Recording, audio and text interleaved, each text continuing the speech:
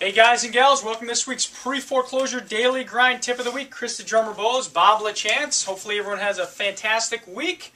Today we're going to go over two interesting tips. One of them, I'm going to talk about Ocwen and the latest and greatest with them because they've been an absolute nightmare.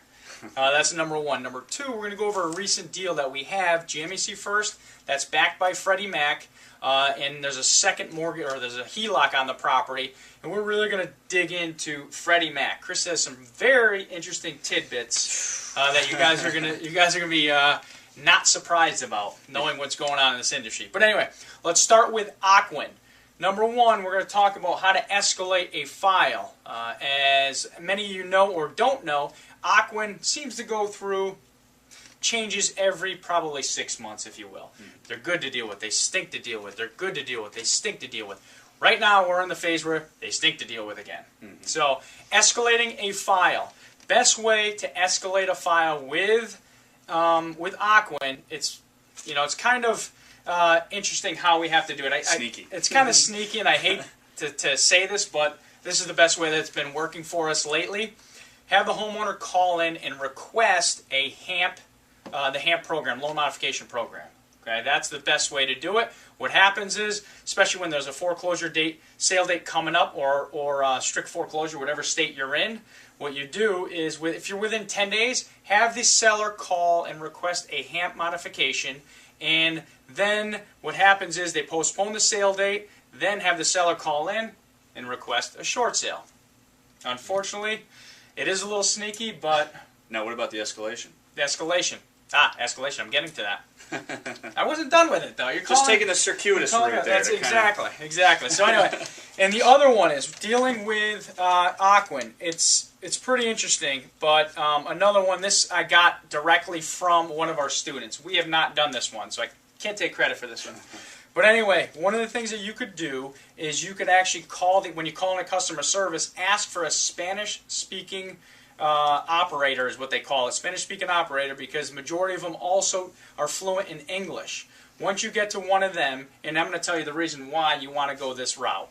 Okay, once you get one of them, then you could ask for a supervisor in the loss mitigation department or within management, okay, which is a supervisor. The reason you want to go that route is because if you go the other route, you're going to be transferred over to India and you will get nothing accomplished. Yeah. Absolutely nothing accomplished. You'll catch your tail.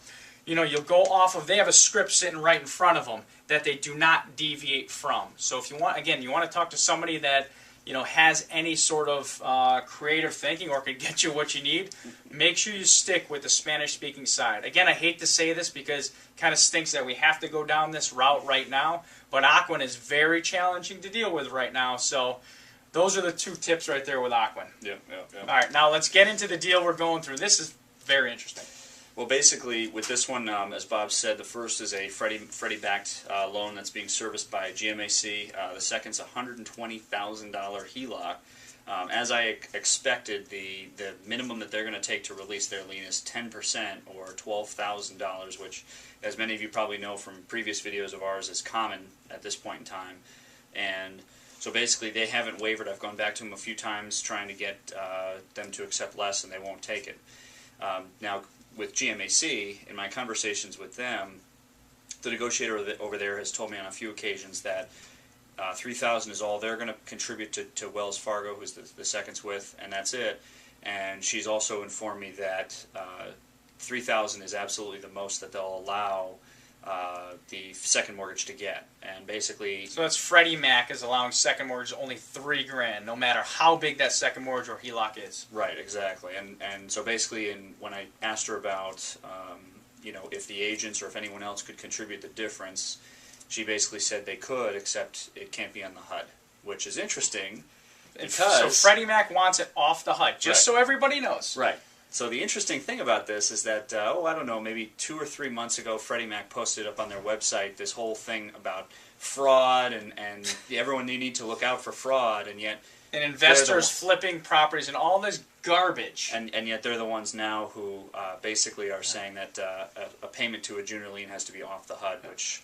So they were basically saying in this article too that everything has to be disclosed, everything has to be on the HUD. But now they're telling us that if we're going to pay a second mortgage to get their release, it has to be off the HUD. This is the third deal I've had in about the last month and a half where this is Freddie Mac has specifically advised the negotiator, who in turn has advised me that that's how it has to be. Interesting. That's where our tax dollars are going. Yeah. Pretty good, huh? Great. That's absolutely ridiculous. But again, it is what it is. But we're going to wrap it up anyway. Check out PropTracker.com. That's our online real estate management tool. We had a ton of upgrades. So all your PropTracker users, we also just implemented an affiliate program too. It's fantastic. So again, it's an online real estate management tool. Chris the Drummer Bowles, Bob LaChance getting back to you with this week's Pre-Foreclosure Daily Grind.